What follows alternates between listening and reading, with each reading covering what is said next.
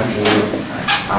My name is Mike Kowbuz. This is Tina Rocha. We're happy for you to be here for the artist talk today. We have 7 out of 10 artists, so which is great. So we're going to kind of talk back and forth to each other about what we've made here, and feel free to interject questions at us. Don't leave us hanging. So, but I want to first say that it was Tina who came up with the idea for this show to do the 2x2. I think it worked out really well because having 4 pieces by each person with a nice spacing in between, 4 you can really see the artist. The pieces start to talk to each other, and you learn more about them than like the usual group show, where you maybe have one piece and amongst many. So, and then we were able to space them up quite generously. So, but then they do talk to each other too. So we're happy how that worked out. So I'm in the show, but I don't want to just talk about myself. I'm going to ask Phil a question. Phil, you had mentioned that you hadn't exhibited watercolor for some time with your pieces here.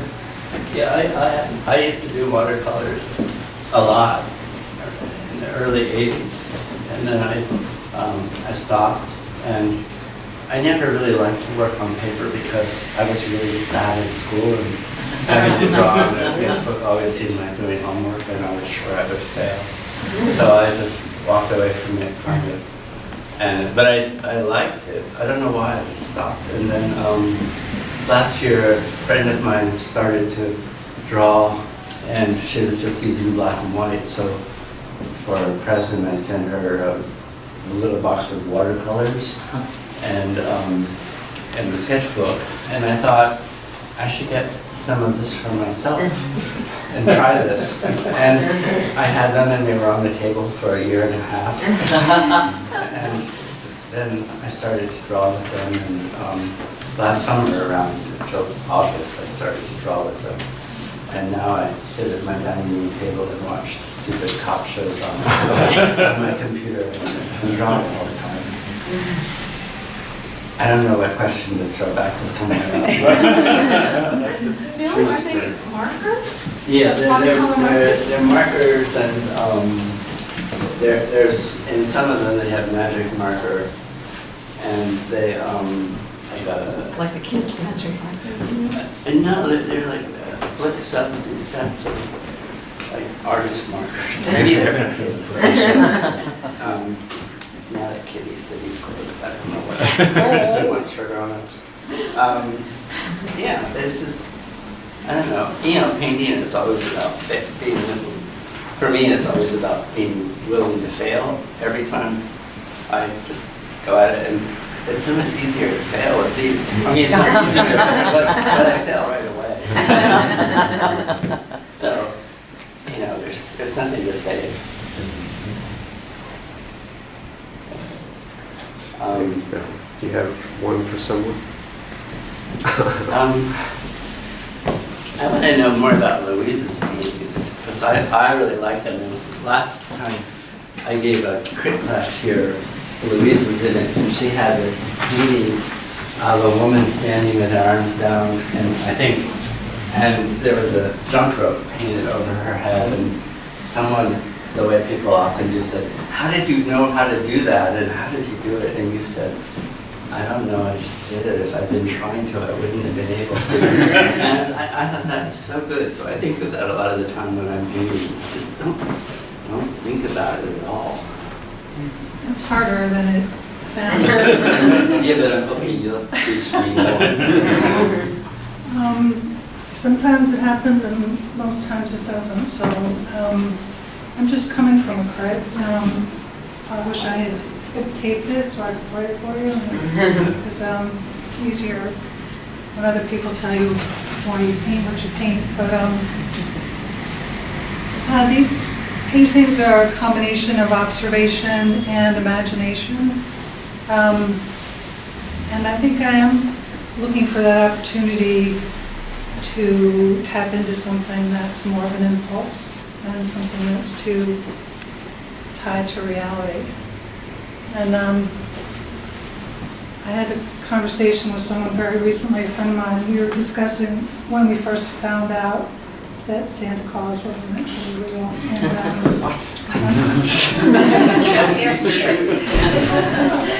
And I just remember feeling incredibly traumatized when it happened. And my husband, who's one of 7, thinks he was 4 when he first found out, doesn't seem to care at all. But I was particularly traumatized at age 14.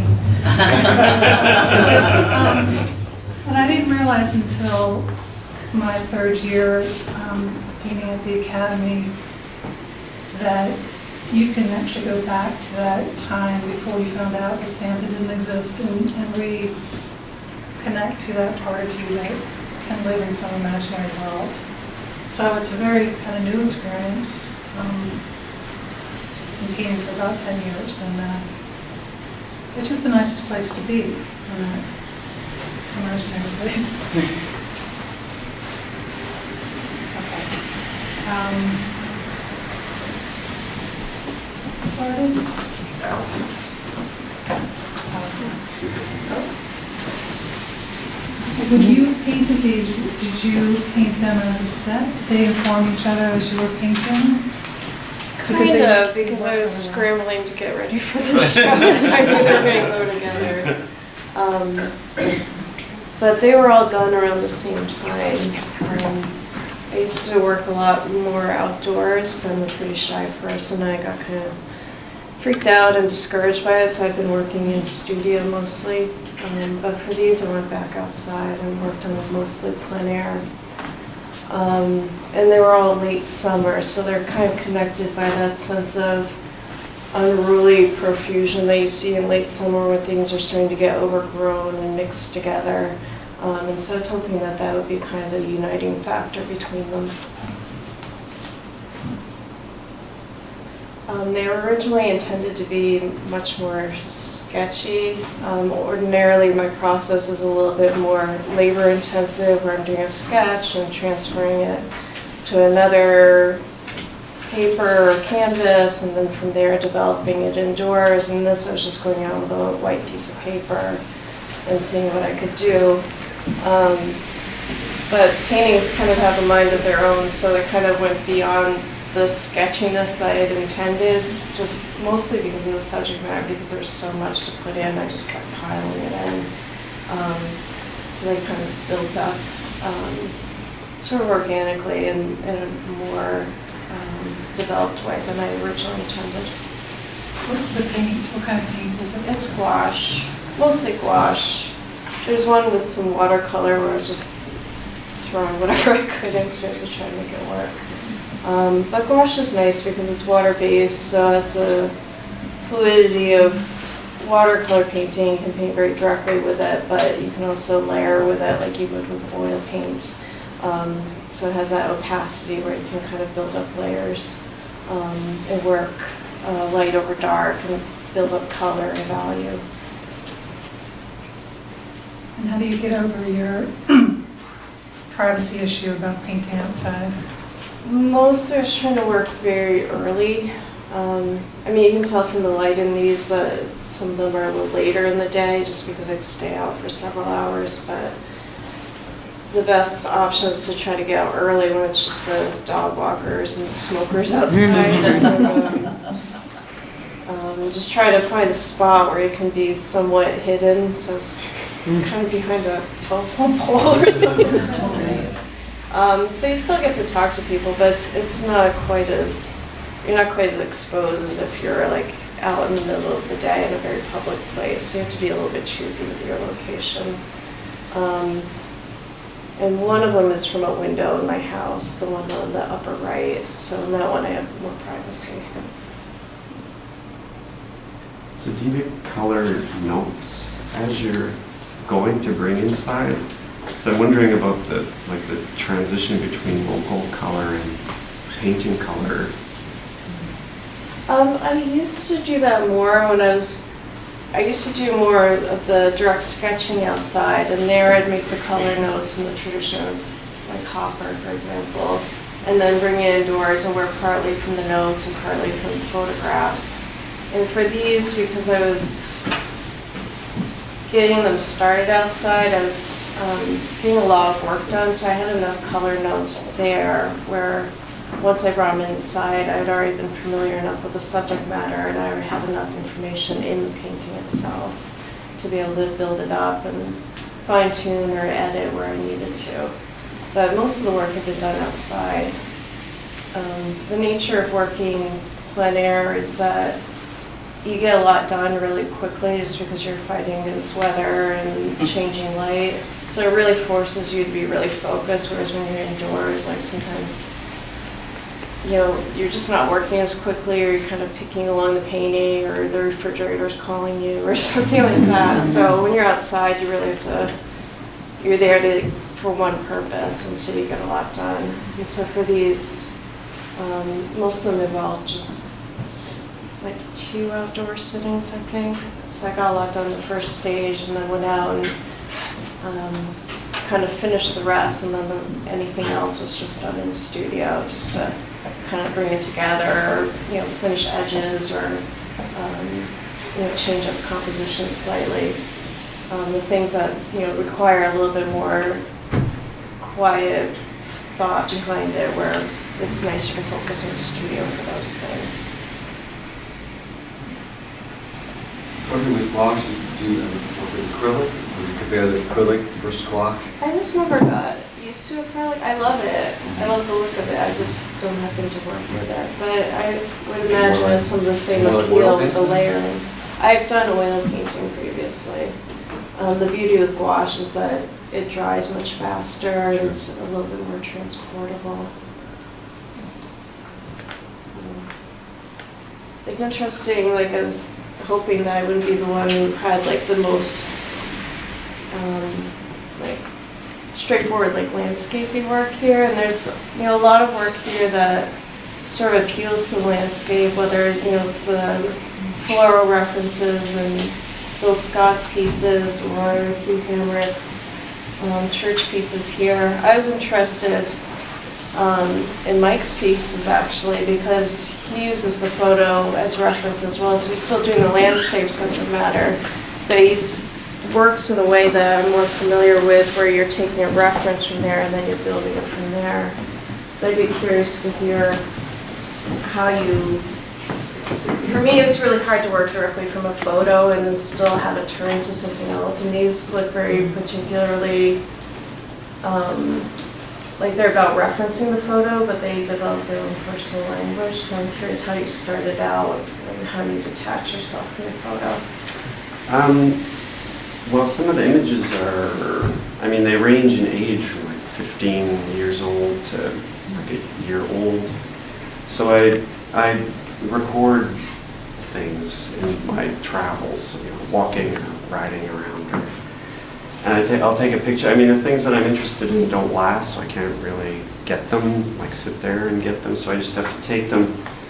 And then I'm definitely a studio troll. I don't like to work outside and just stay in my chamber and suss out my stuff. So with this, the parameters of the show, it allowed me to pull like 4 things. So I mixed and matched things so I definitely planned them as a group. And they're about looking and being looked at and looking through things. And I find the things that I respond to occur when I'm, not looking so hard, or like I'm tired, or I'm hungry, or I'm, just sort of in a altered state. Like, riding in the back of a cab on the way home from the airport after a trip, you're just exhausted, and so you sort of have a interesting, you see things differently that way. My defenses are down, so I have to really hammer them down to see things.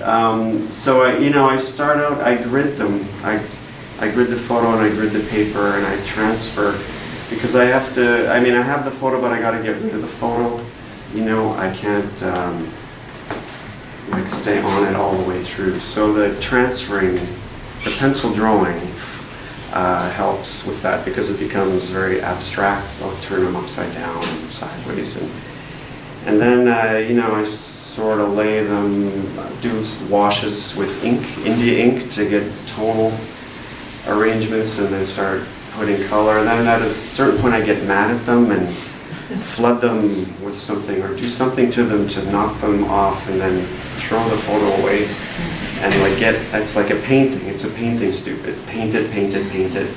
And, at a certain point, like 1 or 2 colors start to lock together, and then that'll sort of infuse the thing. I mean, it's sort of a desperate claw, like up a slope or something to get to a point where, okay, it's talking to me as a painting now. So I can rest a little bit, and it starts to become about color and shape and those things, not so much. But at the end, I'll bring the image back in and to do the fine work, and other stuff starts to surface, at the end. So I really, there's got to be like a painful, traumatic incident in all of them to shock me out of my, it's too pretty, it's too orderly, it's got to be something else. Even though it looks like the source, it has to go through some sort of transformation for me. So I'm interested in you and your process. Then Teresa Shields, she has the embroidered pieces there next to me. That the accumulation of mod gives it a real physicality. Mm-hmm. So can you just talk about that or Well, I don't know if anybody's familiar with embroidery floss, but it comes in 6-ply, and some of those knots are like a single ply. I do put a base down. I'll cut the basic shape of the pomegranate out of like a really nice quality wool felt, and I stitch that down first, and that will raise it up a little bit. But it does get more raised the more knots you put on it, but it does give it that dimension to start off with. And these were originally circles, how you can cut a circle with circles. And about 6 years ago, I changed my diet where I was eating more fruits and vegetables, so I was slicing fruits every day. And that's when I realized that every time you slice a pomegranate, you think that it's going to be the same way, but every single pomegranate is different. So they sort of turned it to this abstract form for me. So that's all part of the process, is cutting the pomegranate and discovering something that, that's a particularly nice one. And so I run over to my windowsill and I take a picture with my iPhone. And then I have a library of these pomegranates. And then I'll select one and I work on them. But they take many weeks to do. I mean, I work every day and I try to get 6 hours minimum, sometimes it's double that, just depending on what else is going on in my life. So the hours actually add up. Some of them take like 6-7 weeks to do, working every day on them. And each little speck of color is a knot. And each little knot is a decision. And the thing that's tricky about thread versus paint is you can mix paint to make it the color that you want, but the thread is fixed. So that's the hard part. And it's hard to get a really bright color with thread because the colors tend to have a gray tone to them. So you might see some unusual colors in there that aren't found in pomegranates, but just because of the color that it's next to will make it work. So were you fiber from the beginning, or did you come to it from something else? Well, I grew up in a house full of people who stitch and make things. So I was always making stuff when I was little. And then I could also draw. I could draw really well. And that was sort of what got me into art school. And when I went to art school, I thought, I'm just going to be a painter, because that's what you do when you go to art school. And my freshman year, I just kept making things out of fabric. And my design instructor was like, go down to the fiber studio. You need to get down there. And so I was a fiber major, but after I graduated, I bounced around, did a bunch of other things. I gave it a second shot in grad school. I'm like, I'm going to be a painter. And I went to grad school to be a painter, and I don't think I painted a single painting the whole time. But in my studio, I was doing these quick little studies with watercolors. And one day, I was just like, I just want to make something. Like it's a different kind of process to physically handle the materials. And that's when I got back into the fiber. And I was looking at circles, and lots of cell structures are circles, so I was looking at lots of cells, and I had this one particular idea, and I was like, I gotta make a French knot. And I tried to make French knots when I was in high school, and I failed miserably, and that was something that always sort of stuck with me. And so we didn't have YouTube back then, but they have it now, and I could go on YouTube and figure out how to make a French knot, and I was hooked. That was it. The first ones were made with the 6-ply, and as I got more into it, the knots just got more and more smaller. And every time I'm like, I'm not going to do it this time. I'm going to make a bigger knot, but they just call for tiny little specks of color. So Every time I look at it, I mean, you can't really scan.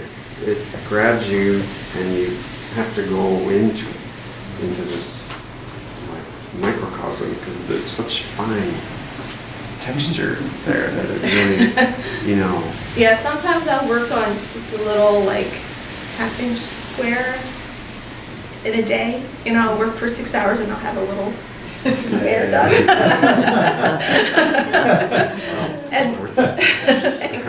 And other times I'll work it and I'll just put color notes all around it, just to sort of, so I remember, But then I get, my brain likes to go micro, so I'll just get sucked into the minutia of it.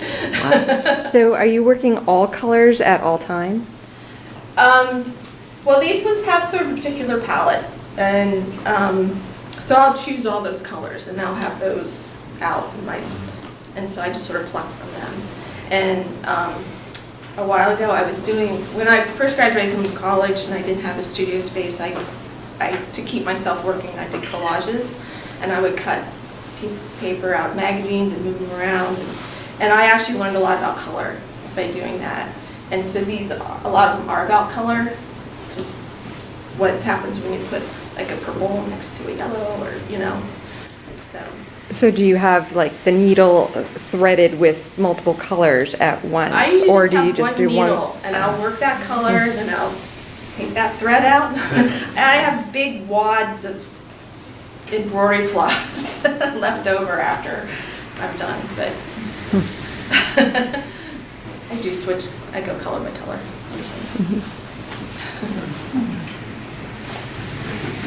So, I was going to ask you about your pieces, not to come with any questions. I would like to hear some more about your Well, I was saying, yes, this is, I feel that so many of you, this is completely opposite, as you can see from most of the work. I came across the idea of these shoes when I was visiting some friends in San Antonio, Texas, and we went to an artist talk. And other than her work, she's just sort of showed a few slides of shoes that she said she'd gotten at the Goodwill outlet and decorated and wore to parties.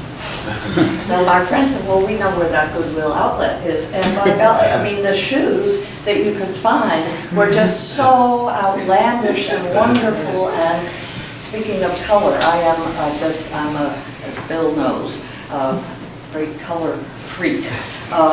So the thing that you just pick up a shoe and all these other things, I got a bunch more of my little animals that I sometimes get on here. A little elephant at a Hmong woman's, that may have just come off as a shoe. But here are the little snakes. So it's just limitless as to what you can find to put in them. And then I never start out with any idea of you know, what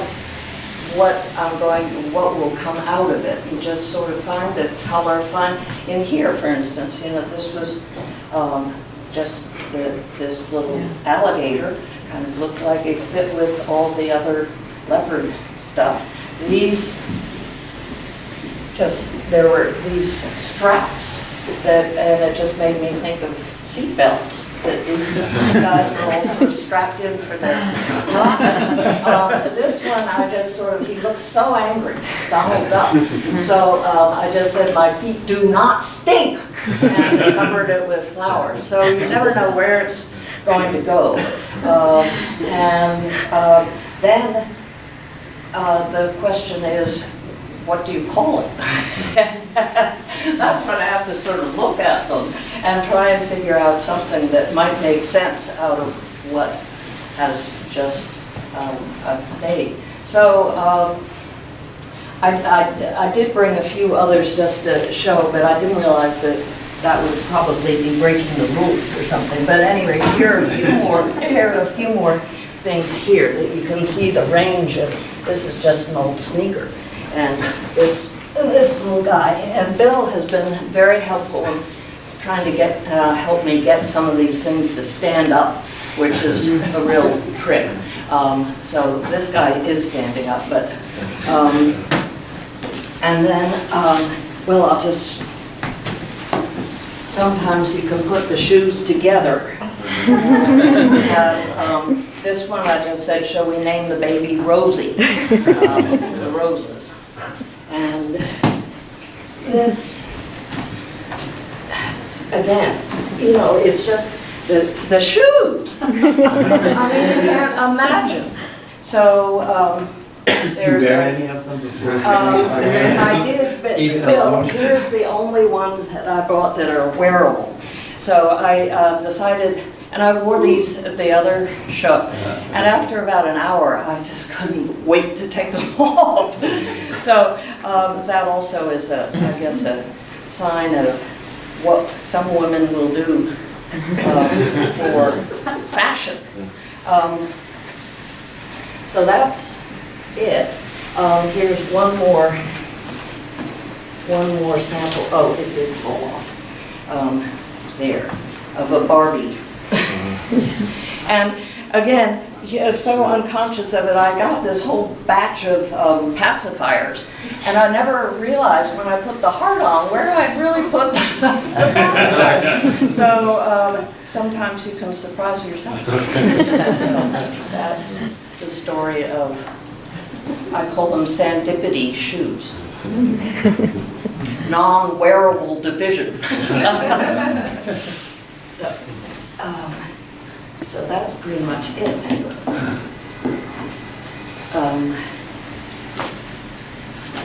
And I got a great collection of snakes and little animals. So they seem a lot like you to me, because every time I go at home, I'm always thinking I have to get rid of things. I have too much stuff. And then I go to your house. Art, not only from floor to ceiling, but on the floor and even on the ceiling. So well, that I go was Bill's home. last suggestion that I would. Yeah, so I go home and I think, this is okay. Well, that's very nice to have, make you feel better. No, but the shoes are so full. Well, they're fun. So. Other questions from the crowd? Is this person here? No, he was, I think, I was just curious because when I was here for the opening, I had conversations with two different people, and we all sort of said, we've all seen churches like this, and I've seen churches like this where I come from, central Pennsylvania, but the person I was talking to said, oh, I've seen churches like this in Ohio, so I was just curious if the churches were local or if they were all over. Carolina.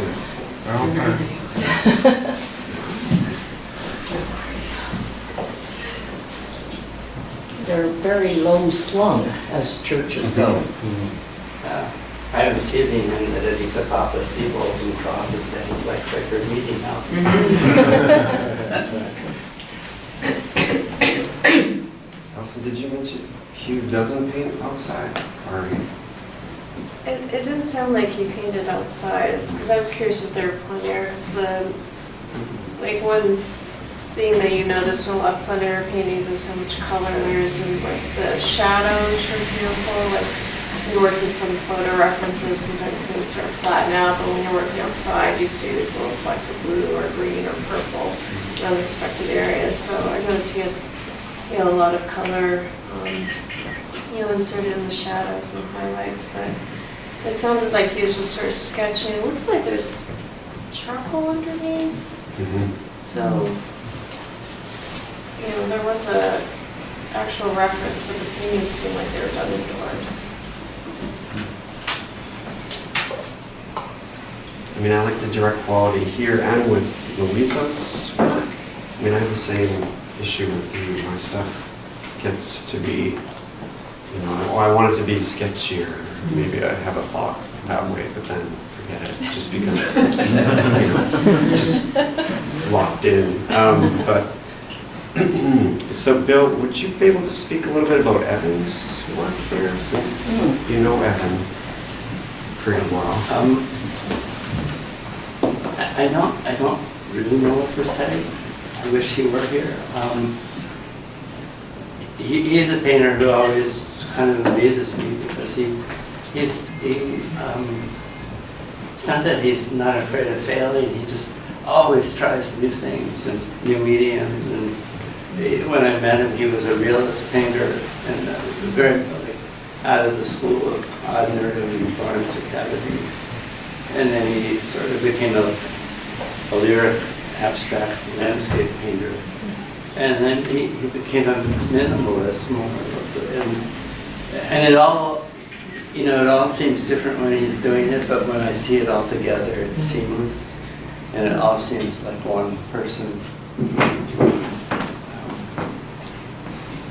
And he goes back and forth between using almost no color, or black and white, which are colors, but not, more like drawing colors to really brilliant colors. And then he gets rid of the color and goes back to black and white.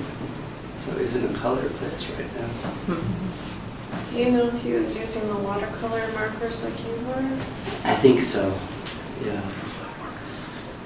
Although I'd love to know what that pink one is. I found the watercolor markers I have that are red and orange.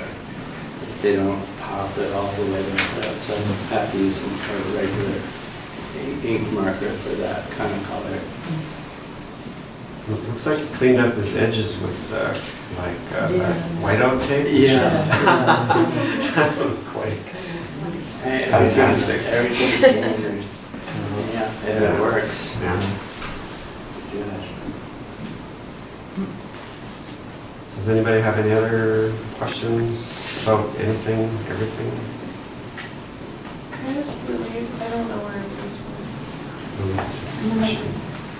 I was hoping to ask a question about your vessels there. You said you're working partly from life and partly from imagination. Are these actual pots or containers with imagery on it, or are you infusing made up imagery on actual objects, or is it completely made up? Actually, all three are antique vessels that I have.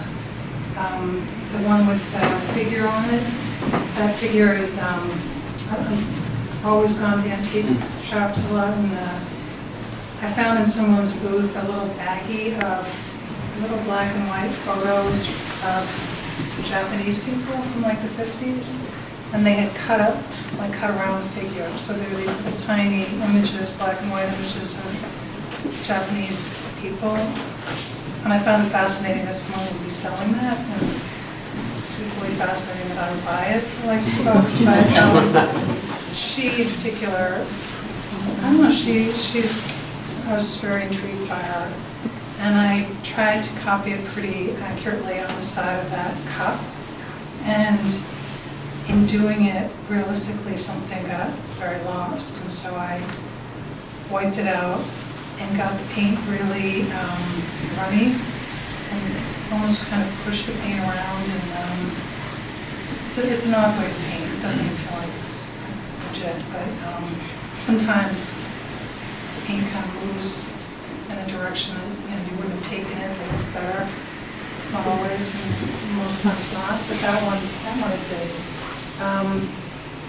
And the one on the left is a little face that I have, and the imagery is kind of from an antique postcard.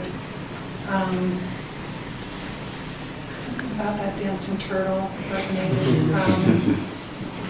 And the titles are very spontaneous too. I don't know, an old story, I don't even know what that means, but yeah, the two bunnies are two charming candy holders, antique candy holders, and I had a little postcard of a Frederick Church landscape that I got at the Met, and it was behind the bunnies on the shelf. I mean, it's really not any deeper than that. Sorry to say, but and the flowers, I have a big flower garden, which is another absolute obsession. And when I try and paint the flowers realistically, I don't know, it doesn't work. So those are blobs that just, scraped out, and say, like that one on the top right, looks more like a pansy or something that I really tried to paint. So it's those surprises that really keep me going. That's what I keep trying for. Thanks, Louisa. Thanks. Going on here, I think. Again, my apologies for being late, but happy to chat with you about these works. The overt subject matter here is a series of storms, 10,000 of them, which is a modest attempt on my part to just be complete. So I hope I can get there sometime. But the other subject that for me is really is the contest for dominance. In my own mind, mostly, between the apparent impermanence of all things and the likely persistence of being. That contest has always been a troublesome one for me. Yeah, in my experience, storms can destroy, and they can also cleanse. When they touch down, they leave us with a path of destruction, but a clear pathway for reconstruction as well. We recoil from their coming, we hide from their confrontation, we despair from their aftermath, and we recover from their consequences, better aware of their power to teach us who we are not. They come externally, internally, unexpectedly, and quietly, as well as violently. Storms, some of them, take years to mature to their full strength. Others hit us in an instant, like a ton of bricks. And I'm not talking here only about weather. There are storms of the body, storms of the mind, political storms, which we're familiar with, storms of the heart, and storms of the spirit. I think all of that is represented here. Now, silencing storms, as I try to do by drawing them, reduces their fury for me. It allows me to gaze more deeply into their inner workings so that I might glimpse the layered behavior of their atmospherics. By drawing them, I'm asking myself to analyze the interaction of their parts and find visually rational equivalences for their seemingly erratic performances. Their diversity has a pattern, and while pattern implies order, diversity challenges simplicity.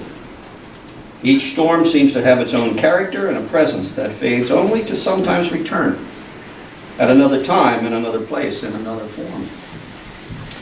Well, perhaps it's just an act of defiance on my part. Perhaps it's an attempt to become acquainted with a subject that one can use as obvious metaphor for many things.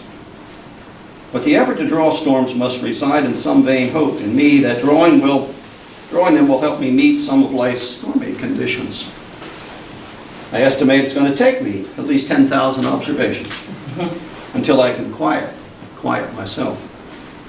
But why, I ask, are we all faced with times of trial, and how can we not just endure these, but learn from their presence and their passing? And can drawing help to do this? But I don't dwell on the metaphorical. I really don't. My compelling interest is really in the formal. Storms are the most complex, the most challenging thing I can yet contemplate to draw. Nothing measures up to them, in my mind. They require a calligraphy that is elusive and very hard for me to master. Once you walk away from the Cartesian logic of the city, the verticals and the horizontals, and with a grid as a guide, you surround yourself with any form of a natural landscape, particularly one untouched by human hands, you realize the challenge has drastically changed.